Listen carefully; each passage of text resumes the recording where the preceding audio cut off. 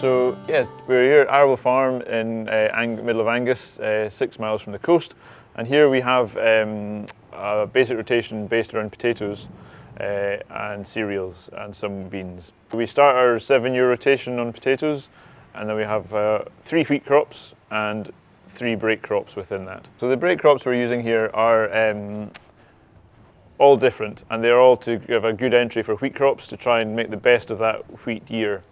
The first break crop we've always had in there is oilseed rape, and it's worked very well for us in recent years. It's a good break that has a nice early establishment after our oats, or winter oat crop. So the oilseed rape's a very simple break which gives us a very early entry to our next wheat crop. The following break crops that we have after that are winter beans or spring beans, and they can be either or depending on how the field is or what our plans are for the field in the future. The winter bean is established quite early after the wheat crop's harvested to try and give us an early harvest date, and it's proving to give us quite a good start off for the next following wheat crop.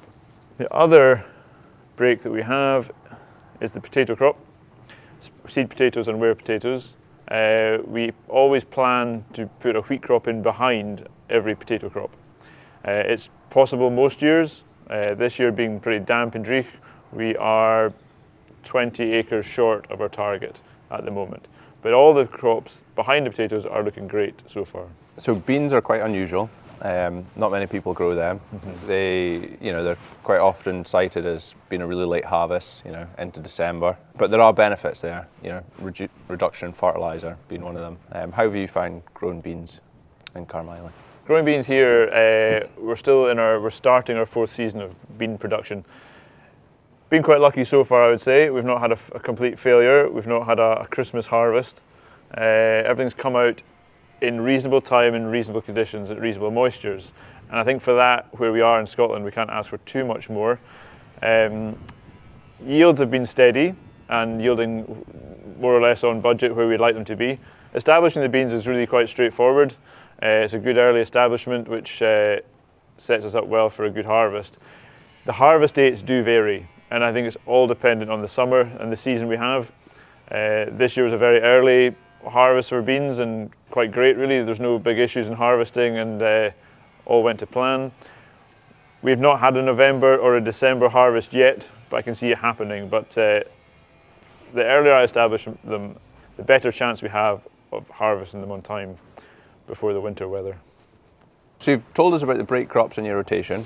I know from when we've spoken to you in the past that you've established your break crops using a subsoiler, particularly for the rape, for quite a few years now. Could you tell us how you've adapted that to suit the wheat crop? Yeah, so the subsoiler has become quite the useful tool all of a sudden.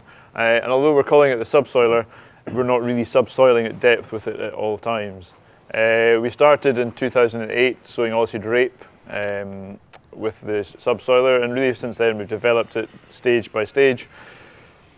When looking at drills on the market, thinking the next step forward was to adapt into that, a new type of drill, realised we actually had it already at home and just needed a few more components to fulfil the system. So for the rape drill, we were simply dropping seed behind the leg track and establishing rape quite well with that. Then we've managed to just adapt it slightly by adding disc cutters for wheat establishment. And we've started by trying to do a very wide row and try and really tiller it with grazing and such like techniques, and a wide space row to try and establish more tillers, but that's not really happened as I planned. So we've brought the row spacings back in further, and we're now achieving equal to better yields with a very simple cultivating subsoiling cedar. So when you say a simple cultivating cedar, you have a lead-in tine, yes. And then could you tell us what happens behind that tine as the machine passes through the soil? Yeah, so it's a 5-leg subsoiler with no disc opening in front, just a pure leg. Behind the leg is the roller, the packer roller, and after the packer roller is the disc cutters with some leveling harrows. And it's as simple as that. There's no no leveling boards, no disc cutting systems, and nothing added to that other to complicate it. It's three little components. Behind the leg we can add a fertilizer if we want to, which we do with oilseed rape every time, but with the wheats we're not. We could add a potash if we wish, but we're just putting seed down on its own. So you've described quite a simple drill that's been modified here on the farm. Yeah. Have you had any issues with that drill, for example, trash management? Nothing too major in terms of trash management. We try and cut a stubble height as tall as possible, and that allows us to have less slug issues and so forth on the ground.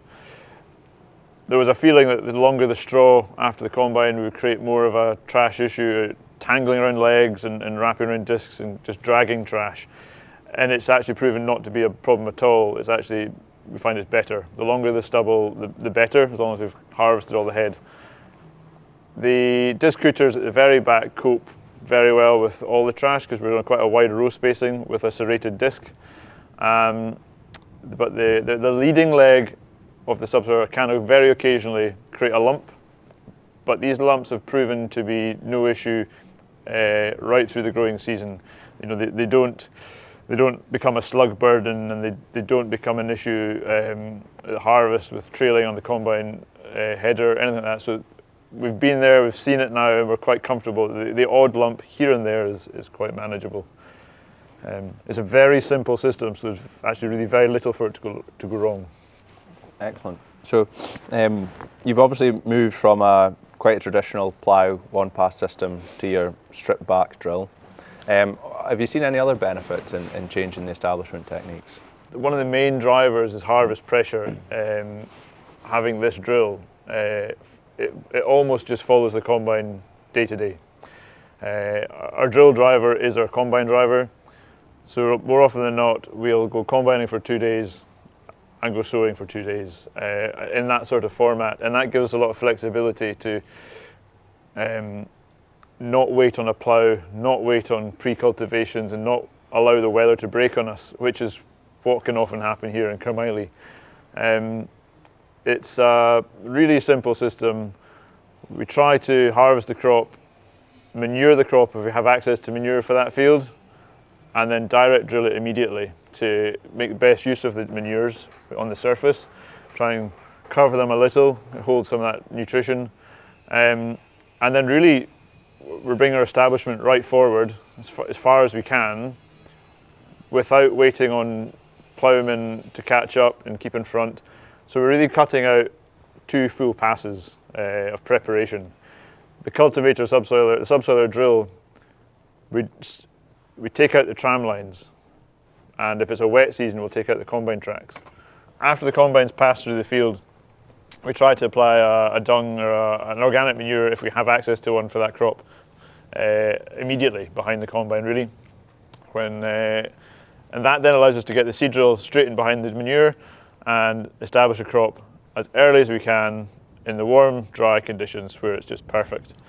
And that's been hugely saving in time as we're trying to put a lot of winter crop in a short period of time, and we're trying to keep our harvest dates early for the following year.